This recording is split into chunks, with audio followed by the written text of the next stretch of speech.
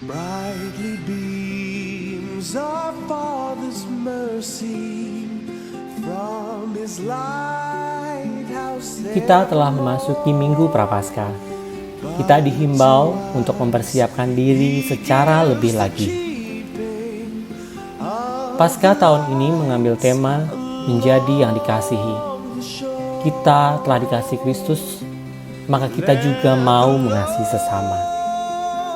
Sebagai realisasi mengasihi, kami Panitia Paskah mengajak Bapak, Ibu, dan Saudara-saudari untuk ikut ambil bagian dalam berbagi kasih.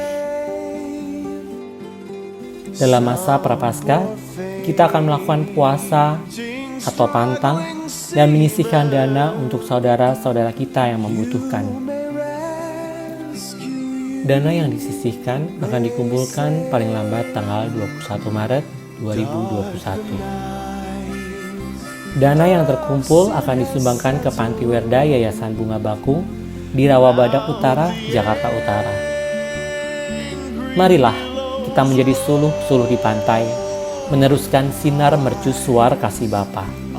Marilah mengasihi, mari kita berbagi. For the lights along the shore.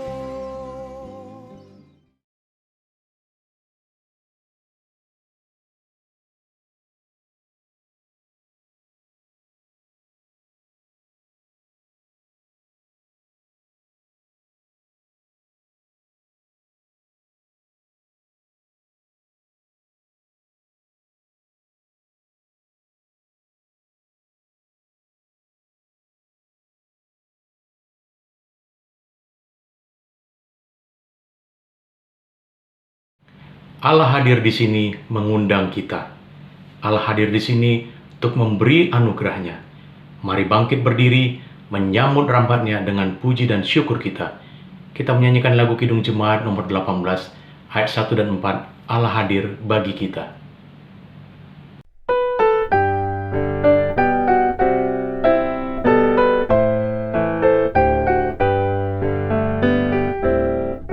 Allah hadir bagi kita dan hendak memberi berkat, melimpahkan kuasa Roh-Nya bagai hujan yang lebat. Dengan Roh Kudus ya Tuhan, umat-Mu berkatilah, baharui hati kami, oh curahkan kurnia.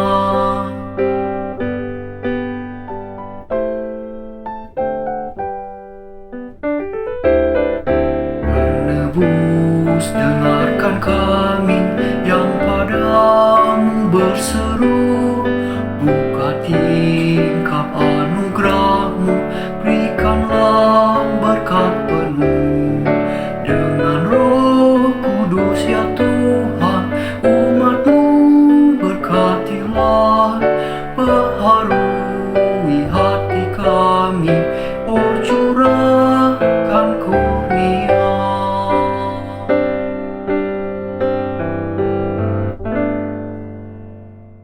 Jemaat yang terkasih, kita meyakini bahwa Minggu Prapaskah keempat ini terjadi karena pertolongan kita adalah di dalam nama Tuhan yang menciptakan langit dan bumi. Amin. Tuhan beserta saudara. Dan menyertai saudara juga. Saudara-saudara, hari ini kita akan bersama-sama menggumuli tema Anugerah Kasih Allah yang Menghidupkan. Melalui ibadah ini, kita diajak untuk memahami dan mengalami anugerah kasih Allah di dalam Kristus yang membawa kehidupan, keselamatan, dan pemulihan bagi kita yang berdosa. Melalui tema ini, kita juga diajak untuk mengalirkan kasih Allah yang membawa kehidupan bagi sesama.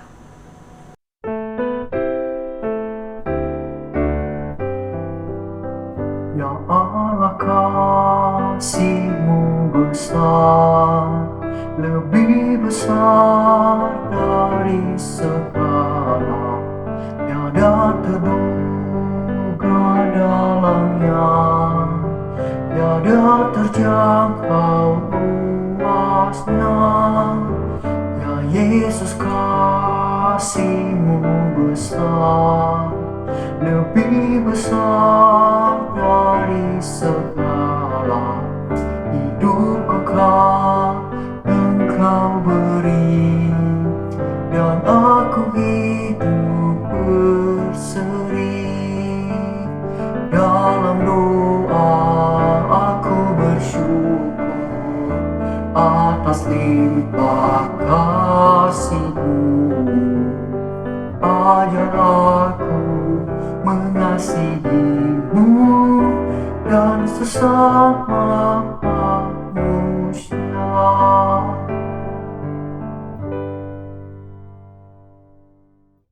Marilah kita mengakui dosa-dosa kita, pelanggaran kita di hadapan Tuhan. Mari kita membuka hati kita pada Tuhan.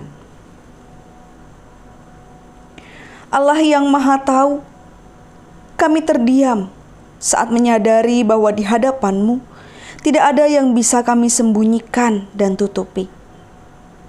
Allah yang Maha Benar, kami tertunduk saat menginsyafi bahwa terkadang kami terlalu mengandalkan hikmat dan kemampuan kami daripada bersandar pada anugerah-Mu yang kudus.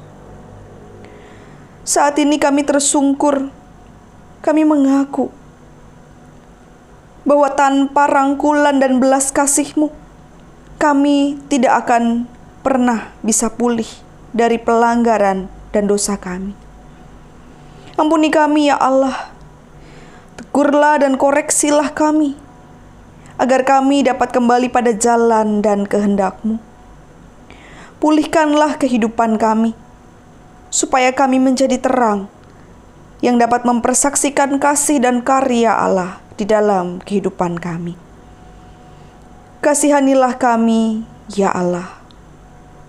Di dalam nama Tuhan kami, Yesus Kristus, kami berdoa. Amin. Berita anugerah diambil dari surat Roma pasal 5 ayat 17. Sebab jika oleh dosa satu orang, maut telah berkuasa oleh satu orang itu, maka lebih benar lagi mereka yang telah menerima kelimpahan kasih karunia dan anugerah kebenaran akan hidup dan berkuasa oleh karena satu orang itu, yaitu Yesus Kristus. Demikianlah berita anugerah dari Tuhan. Syukur kepada Allah.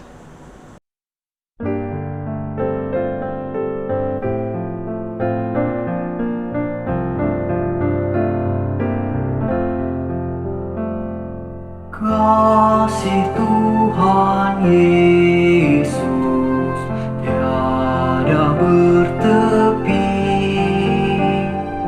lebar panjang tinggi, dalam tak terperi.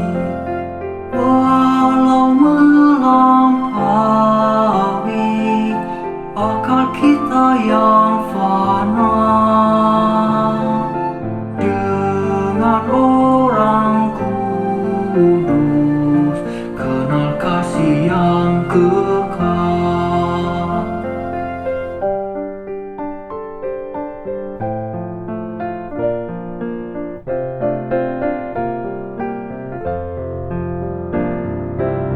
Berikanlah ya Tuhan iman yang teguh, pengharapan sungguh, kasih yang penuh,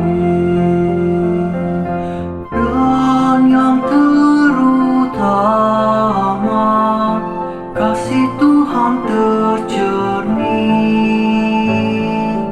dalam hidup kami, senantiasa berseri.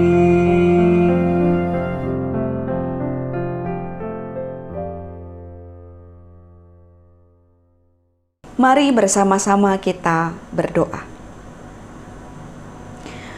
Di dalam kerendahan dan kerapuhan kami Tuhan, Kami senantiasa menyadari bahwa kami tidak dapat berjalan sendiri. Kami membutuhkan firman Tuhan di dalam kehidupan kami, sebagai suluh di dalam setiap langkah-langkah kaki kami. Dan pada saat ini Tuhan, kami sungguh merindukan, kami mau dengar-dengaran akan kebenaran firman Tuhan. Tuhan yang kiranya meneguhkan kami, mengaruniakan kepada kami Roh Kudus-Mu, sehingga kami boleh mengerti, memahami, dan juga melakukan firman Tuhan. Di dalam keterbatasan, biarlah hamba-Mu juga dimampukan untuk boleh menyampaikan firman Tuhan seturut akan kehendak-Mu saja. Di dalam nama Tuhan Yesus Kristus, kami berdoa. Amin. Bacaan Injil diambil dari Injil Yohanes pasal 3, ayat 14 sampai ayatnya yang ke-21.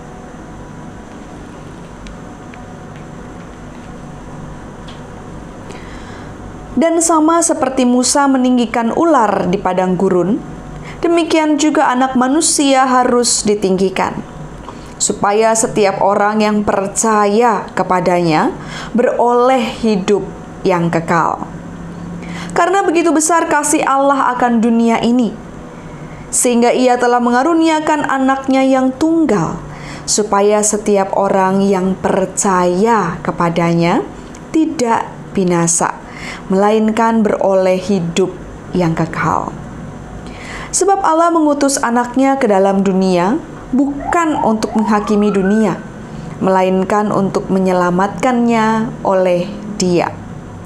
Barang siapa percaya kepadanya, ia tidak akan dihukum. Barang siapa tidak percaya, ia telah berada di bawah hukuman, sebab ia tidak percaya dalam nama Anak Tunggal Allah.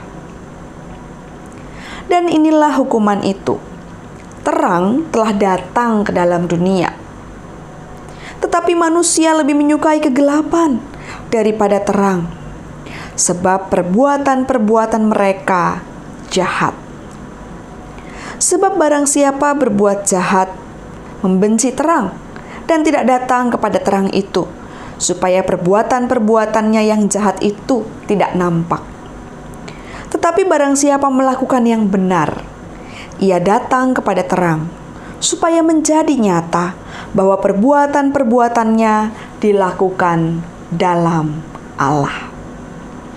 Demikianlah Injil Yesus Kristus. Yang berbahagia ialah mereka yang mendengarkan firman Allah dan yang memeliharanya. Hosiana.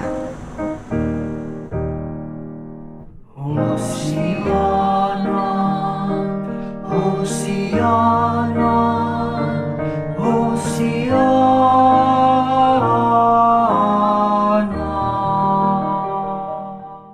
Selamat hari Minggu, salam dalam kasih Kristus.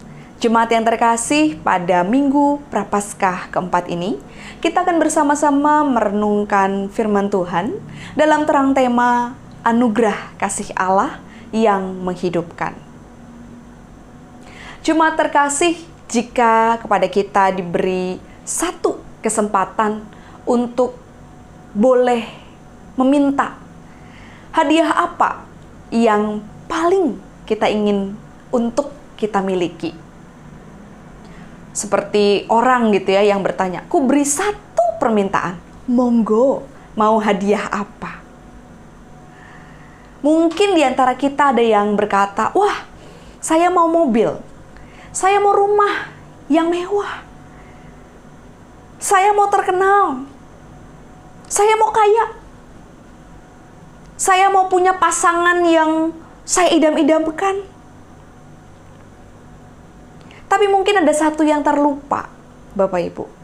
Ada satu hadiah yang tidak ternilai harganya, yang seharusnya paling kita inginkan. Apa itu?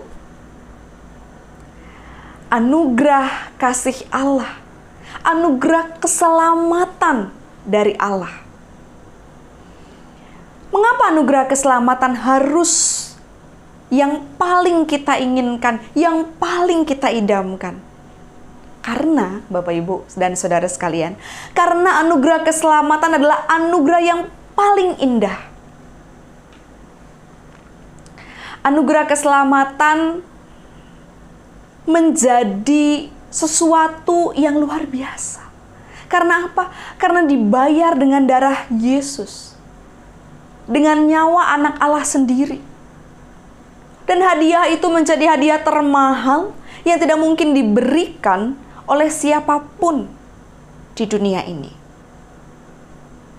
Anugerah kasih Allah menjadi hadiah terindah. Karena itu menjadi tanda bahwa Allah begitu mengasihi setiap kita. Di dalam perikop yang kita baca di ayat 15 dikatakan, supaya setiap orang yang percaya.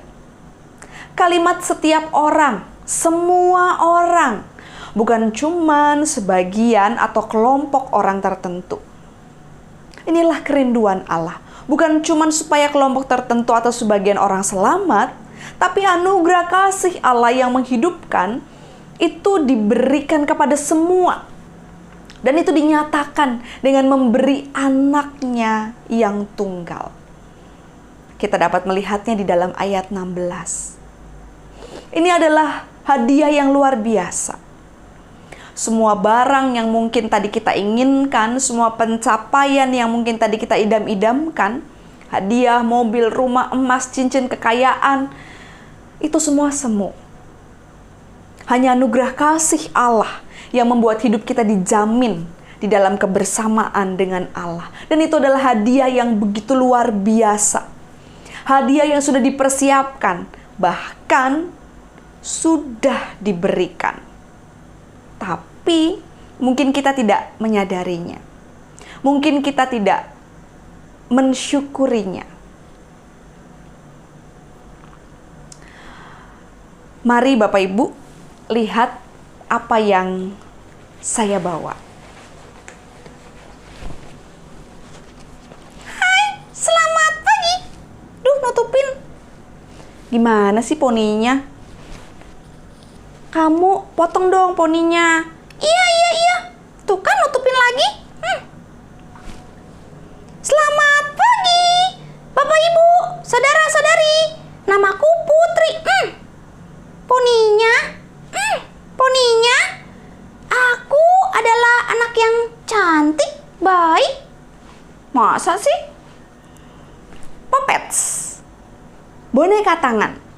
Bapak Ibu, kalau kita lihat boneka tangan ini, sepertinya dia hidup ya. Dia bisa bilang namanya Putri. Dia bisa bilang, aduh poninya nutupin gitu ya. Dia bisa komunikasi. Tapi sesungguhnya boneka ini benda mati. Ia digerakkan oleh tangan orang, tangan-tangan yang punya kuasa, yang membuat dia seolah-olah hidup. Bapak, Ibu, dan jemaat terkasih, bukankah hidup kita sebenarnya seperti boneka tangan ini? Puppets. Sadar atau tidak, hidup kita itu dikuasai oleh kuasa yang lebih besar, yaitu dosa. Dosa menguasai pikiran kita, perkataan kita, tindakan kita. Sehingga ketika kita hidup, sepertinya kita bertindak sendiri. Padahal sebenarnya ada kuasa dosa yang menguasai kita.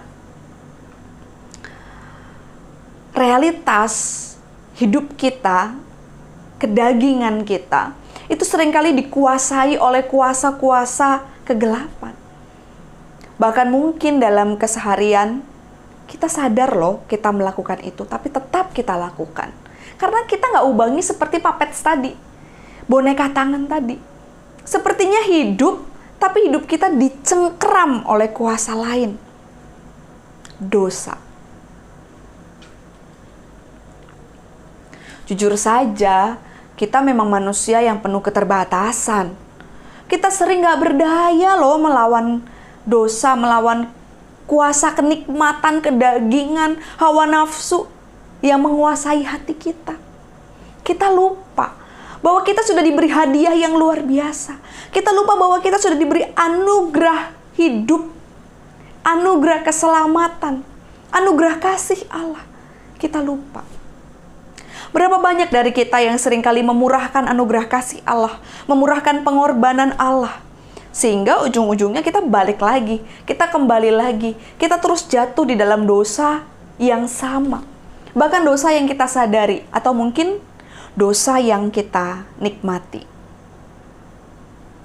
Bacaan Injil kita di dalam ayat 14 sebenarnya merujuk pada kejadian di dalam Bilangan 21 ayat 4 sampai 9. Di dalam kisah di Bilangan 21 ayat 4 sampai 9, kalau kita baca, Bapak Ibu, ini menggambarkan bagaimana bangsa Israel jatuh di dalam dosa.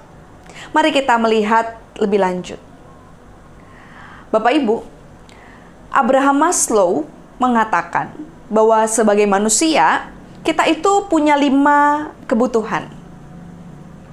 Yang pertama, fisiologis. Itu yang paling bawah. Lalu rasa aman. Kita butuh kasih sayang. Lalu kita butuh penghargaan. Dan yang kelima, aktualisasi diri. Kebutuhan ini saling terkait satu dengan yang lain dan bersifat hierarkis. Jadi kalau yang bawah belum terpenuhi, ya kita nggak bisa memenuhi atasnya lagi, atasnya lagi, atasnya lagi. Dan kalau kita cermati, kebutuhan fisiologis ini yang terjadi di dalam bilangan. Kalau kita cermati bilangan 20 dan 21, kita akan menemukan bahwa sesungguhnya Allah itu menyediakan semua yang dibutuhkan oleh bangsa Israel. Namun mereka tetap bersungut-sungut. Jadi ada kebutuhan fisiologis nih yang menjadi dasar yang dibutuhkan oleh bangsa Israel. Dan yang membuat bangsa Israel berdosa adalah karena sungut-sungut mereka didasari oleh motif keserakahan. Sesungguhnya Allah sudah menyediakan semua. Tuhan kasih burung puyuh, Tuhan kasih kebutuhan-kebutuhan bangsa Israel. Tapi mereka nggak puas.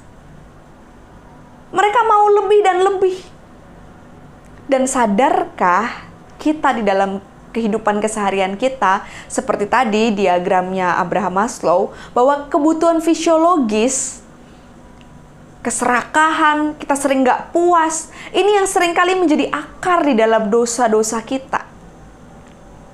Hawa nafsu, ketidakpuasan, iri, itu yang seringkali membuat kita berdosa. Dan dalam bacaan Injil yang kita baca, dikatakan bahwa anak manusia atau Yesus secara metafor digambarkan seperti ular tembaga yang digantung di atas tiang. Mengapa ya kok bacaan Injil menggambarkan bahwa Yesus digambarkan seperti ular? Bukankah kenapa disamakan? Bukankah seringkali kita langsung berpikir bahwa konotasi ular itu sesuatu yang negatif? Ular itu digambarkan seperti iblis. Kok Yesus dalam bacaan ini seperti disamakan gitu ya dengan ular yang nanti akan ditinggikan? Maka mari kita telusur lebih lanjut Bapak Ibu. Di dalam Alkitab, gambaran ular itu tidak serta-merta merujuk hanya kepada iblis.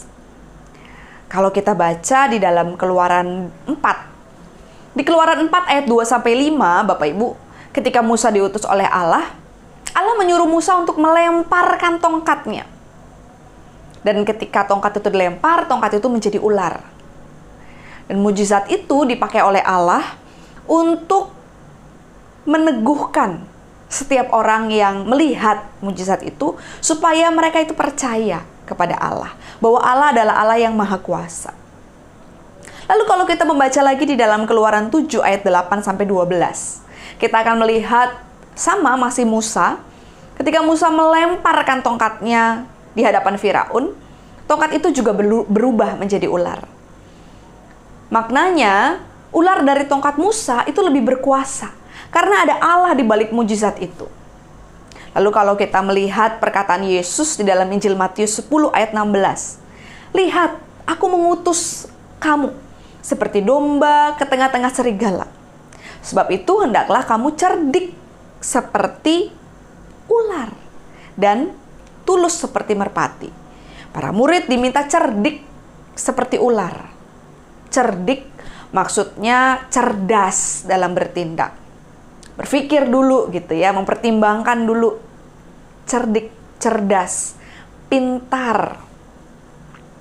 Dan metafor yang menggambarkan Yesus seperti ular tembaga yang digantung di atas tiang. Jadi tidak serta-merta kita langsung berpikir bahwa kok Yesus disamain sama ular sama iblis. Enggak gitu. Karena banyak metafor yang dipakai, penggambaran ular yang dipakai enggak melulu negatif.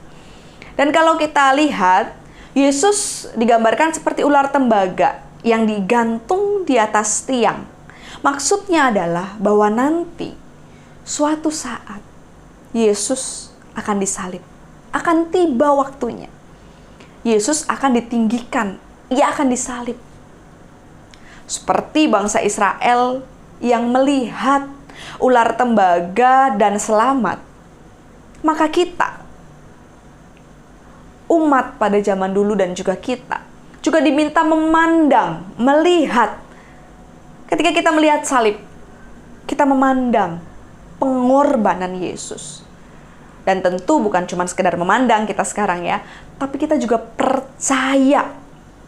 Pisteon, percaya. Kata percaya di dalam perikop kita disebut 5 kali. Artinya ya kita melihat, memandang pengorbanan Yesus. Dan ketika kita melihat, kita percaya pada siapa yang kita lihat itu. Pada Yesus yang memberi diri. Ketika kita memandang pengorbanan itu, kita percaya, maka seperti bangsa Israel, kita akan selamat. Dan kita, Bapak Ibu jemaat, kita telah diberi hadiah itu. Ketika kita memandang pengorbanan, ketika kita memandang salib, kita teringat ada hadiah yang luar biasa yang Tuhan sudah nyatakan, Tuhan sudah berikan buat kita. Anugerah Allah yang menghidupkan. Kita yang seharusnya binasa karena dosa, kita diselamatkan. Di dalam Kristus, kita benar-benar memiliki hidup yang utuh. Tidak seperti boneka tadi gitu ya. Hidupnya nggak utuh karena ngikutin jari orang yang menggerakkannya. Mengikuti kuasa yang menggerakkannya. Tapi hidup kita, karena kita sudah menerima anugerah kasih Allah yang menghidupkan, kita hidup secara utuh. Jangan lagi kita mau dikuasai oleh jari-jari yang menggerakkan kita supaya kita hidup di dalam dosa. Di dalam Kristus, kita sudah punya hidup yang utuh. Dan kehidupan kita yang utuh, hidup yang sudah menerima anugerah kasih Allah yang menghidupkan itu, harusnya kita juga membawa kehidupan buat sesama kita. Kehadiran kita harusnya jangan menjadi hidup yang memusnahkan, yang mematikan kehidupan-kehidupan lain. Kehidupan kita seharusnya menjadi kehidupan yang membawa hidup buat sesama kita. Anugerah kasih Allah ini harus kita sikapi dengan sikap iman yang benar. Sikap iman yang benar itu terwujud melalui perbuatan nyata kita kepada sesama kita, kepada alam ciptaan yang Tuhan berikan. Kita punya rumus matematis di dalam kehidupan iman, Bapak Ibu. Kalau agama-agama lain gitu ya, mereka percaya, mereka berbuat baik supaya mereka selamat. Mereka beramal supaya mereka selamat. Tapi kita, rumus matematis iman Kristen kita nggak berbuat baik, kita nggak percaya supaya kita selamat, enggak. Ketika kita beriman, kita sudah selamat. Selamat dulu nih kita nih. Dan untuk kita mensyukuri keselamatan yang sudah kita terima, kita perlu berbuat baik. Kita perlu menghidupi supaya di sekitar kita juga bisa hidup yang benar. Jadi perbuatan baik kita bukan supaya kita selamat, tapi perbuatan baik kita adalah wujud ungkapan syukur kita. Karena kita sudah menerima anugerah yang luar biasa yang diberikan kepada kita. Kita sudah menerima hadiah yang tidak bisa kita nilai dengan nilai dunia. Perbuatan yang seperti apa nih yang menghidupkan? Perbuatan seperti apa yang harusnya kita nyatakan di dalam kehidupan sesama kita? Ya, perbuatan baik yang sesuai dengan kemampuan kita. Setiap orang konteksnya bisa berbeda, tergantung di mana kita ditempatkan. Tapi biarlah orang-orang sekitar kita, lingkungan kita, apa yang dipercayakan kepada kita, itu bisa melihat citra Kristus melalui perbuatan kita, tutur kata kita, perkataan kita, pemikiran kita. Jangan lagi mau dicengkram dan dikuasai oleh dosa. Pandanglah pengorbanan Kristus. Percaya. Kita fokuskan kehidupan kita pada kehendaknya. Serta jangan lupa kita ungkapkan syukur dengan berbagi hidup, dengan berbuah kepada orang-orang dan alam sekitar kita. Tuhan memberkati kita. Amin.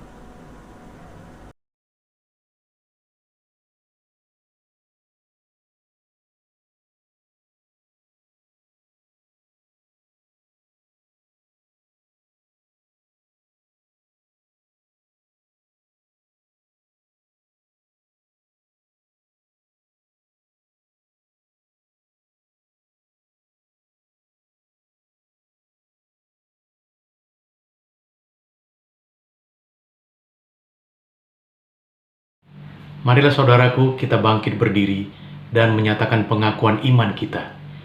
Aku percaya kepada Allah, Bapa yang Maha Kuasa, Khalik langit dan bumi, dan kepada Yesus Kristus, anaknya yang tunggal Tuhan kita, yang dikandung daripada Roh Kudus, lahir dari anak darah Maria, yang menderita sengsara di bawah pemerintahan Pontius Pilatus, disalibkan, mati dan dikuburkan, turun ke dalam kerajaan maut, pada hari yang ketiga, bangkit pula dari antara orang mati, naik ke sorga, duduk di sebelah kanan Allah, Bapa yang Maha Kuasa, dan akan datang dari sana untuk menghakimi orang yang hidup dan yang mati. Aku percaya kepada Roh Kudus, gereja yang kudus dan am, persekutuan orang kudus, pengampunan dosa, kebangkitan orang mati, dan hidup yang kekal. Amin. Saudara-saudara, mari kita bersatu hati, kita menaikkan doa syafaat kita. Kasih setiamu tidak pernah berkesudahan di dalam kehidupan kami ya Tuhan. Kami terus merasakan tuntunan, topangan, penyertaan Tuhan di dalam kehidupan kami. Ketika sampai pada pagi ini, kami masih Tuhan beri nafas hidup, kami sungguh bersyukur. Kesehatan yang Tuhan karuniakan merupakan hadiah yang luar biasa buat kami. Seperti keselamatan yang Tuhan anugerahkan bagi kami. Dan kami saat ini Tuhan bersama-sama bersatu hati. Kami ingin berdoa bagi saudara-saudara kami yang saat ini sedang dalam kondisi sakit, sedang di dalam perawatan. Tuhan kiranya Engkau menjamah dan memulihkan saudara-saudara kami. Secara khusus kami mau berdoa bagi Ibu Vivi, untuk Pak John Saroja Saleh. Tuhan kiranya Engkau menjamah mereka. Biarlah melalui bilur-bilur-Mu, mereka boleh dapat kembali pulih, berkumpul dengan keluarga di rumah. Kami juga berdoa Tuhan bagi gereja-Mu, GKI Menteng. Tuhan, biarlah GKI Menteng boleh jadi perpanjangan tangan Tuhan melalui kegiatan, program. Jemaat boleh terus ditumbuhkan, jemaat boleh terus diingatkan untuk semakin bertumbuh, bukan hanya dalam pertumbuhan usia, tapi juga di dalam iman kami kepada Tuhan. Kami juga berdoa ya Allah untuk setiap orang-orang yang saat ini berjuang di dalam kehidupannya. Biarlah ya Tuhan, kekuatan yang daripada Tuhan menyertai setiap kami. Kami yang berjuang karena begitu penat akan beban hidup. Kami yang berjuang karena kami harus memenuhi kebutuhan keluarga kami. Kami yang berjuang karena harapan-harapan dan cita-cita yang ingin kami raih. Kami yang berjuang karena berbagai hal yang saat ini sedang membebani pundak kami. Hanya padamu ya Tuhan kami mengeluh, memohon, dan bersimpuh. Kami percaya kami punya Allah yang luar biasa. Mungkin manusia bisa mengecewakan kami. Mungkin orang-orang sekitar kami bisa tidak peduli pada kami. Tapi ada satu pribadi yang tidak pernah berpaling dari kami.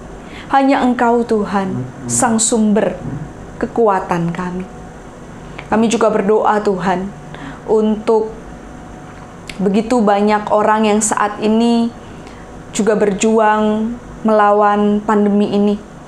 Berikanlah hikmat-Mu Tuhan, agar setiap dokter, para peneliti boleh juga memperjuangkan berbagai hal sehingga kehidupan di seluruh muka bumi boleh semakin baik. Kami juga berdoa untuk setiap kami. Biarlah kami boleh disadarkan untuk juga merawat alam ciptaan Tuhan yang Tuhan percayakan bagi kami. Biar keharmonisan antar seluruh ciptaan boleh terjalin dengan baik. Kami naikkan doa ini ya Allah, di dalam nama Tuhan kami Yesus Kristus yang telah mengajar kami berdoa. Bapa kami yang ada di surga, dikuduskanlah namamu, datanglah kerajaan-Mu, jadilah kehendak-Mu di bumi seperti di surga. Berikanlah kami pada hari ini makanan kami yang secukupnya, dan ampunilah kami akan kesalahan kami, seperti kami juga mengampuni orang yang bersalah kepada kami. Dan janganlah membawa kami ke dalam pencobaan, tetapi lepaskanlah kami daripada yang jahat. Karena Engkaulah yang empunya kerajaan, kuasa, dan kemuliaan sampai selama-lamanya. Amin. Nats persembahan pada pagi ini diambil dari 1 Tawari 29 ayat 14. Sebab siapakah aku ini dan siapakah bangsaku, sehingga kami mampu memberikan persembahan sukarela seperti ini. Sebab daripada mula segala-galanya, dan dari tangan-Mu sendirilah persembahan yang kami berikan kepadamu. Kita menyanyikan lagu Kidung Jemaat 363, ayat 1 dan 2, Bagi Yesus Kuserahkan.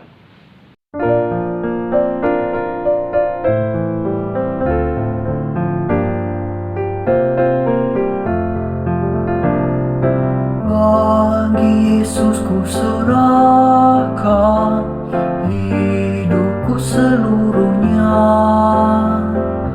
hati dan perbuatanku pun waktuku miliknya.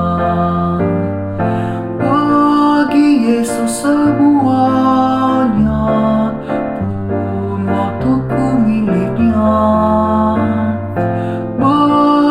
Yesus semuanya pun waktuku miliknya.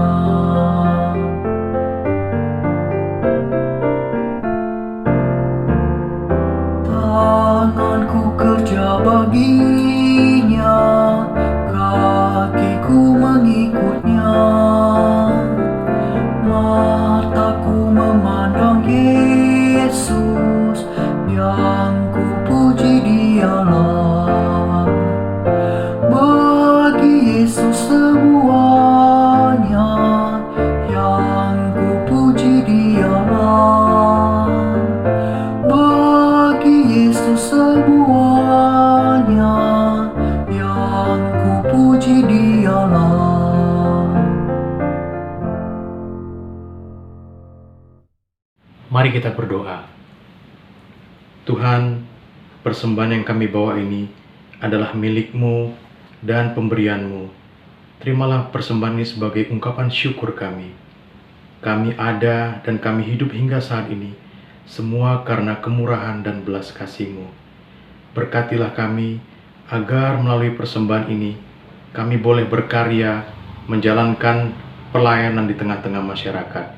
Di dalam nama Tuhan Yesus kami telah berdoa. Amin.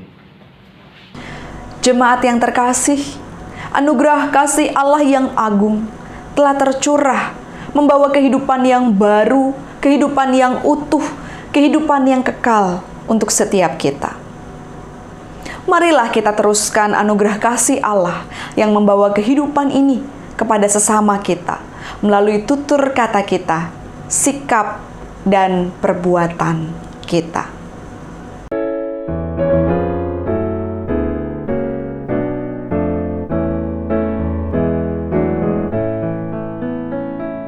Kasih paling agung dari Tuhanku, kini ku sadari di dalam hatiku. Yesus Maha Kasih dan Maha Kudus, korbankan dirinya agar ku ditebus. Dia menaklukkan maut dan dosaku. Dia memberikan segalanya untukku.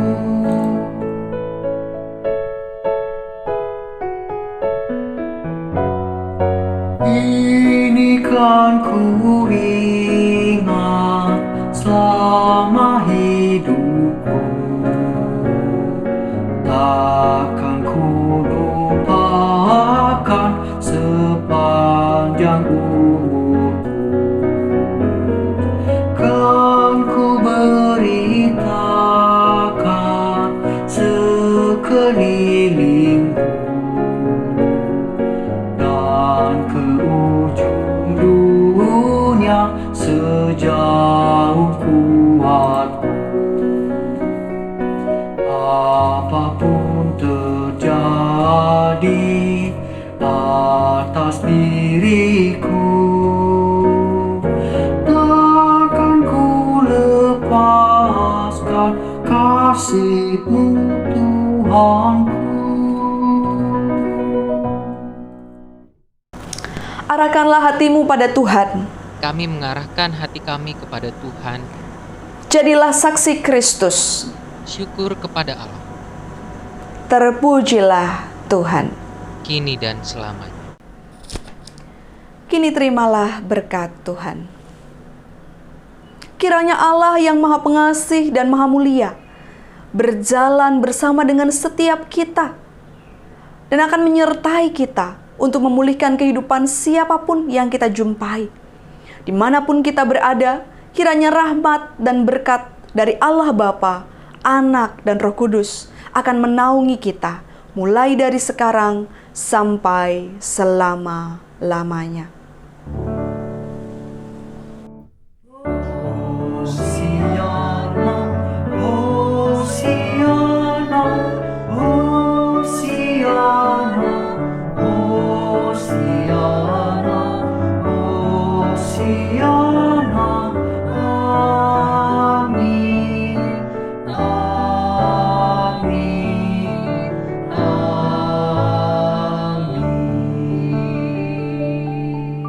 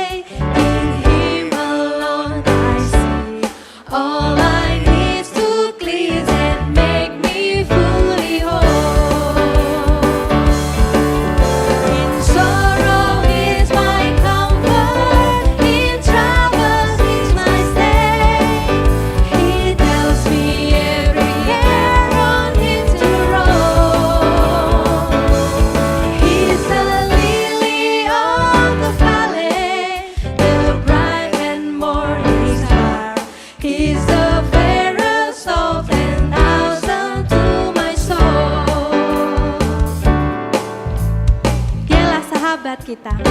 Dia melebihi segalanya bagi kita.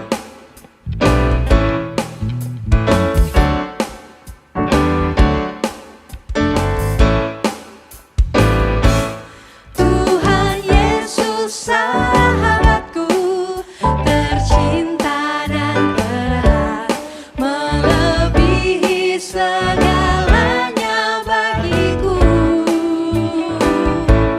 Bunga bakung paling indah yang tumbuh di lembah, mengampuni, menyucikan diriku.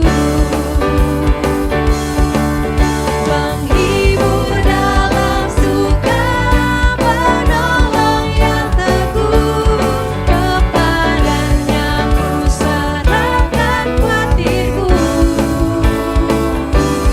Bunga bakung paling indah yang tumbuh di lembah, melebihi segalanya bagiku. Dia Yesus yang mau menjadi sahabat, dan dia juga yang menjadi roti hidup yang mengenyangkan kita, memenuhi segala kekurangan kita.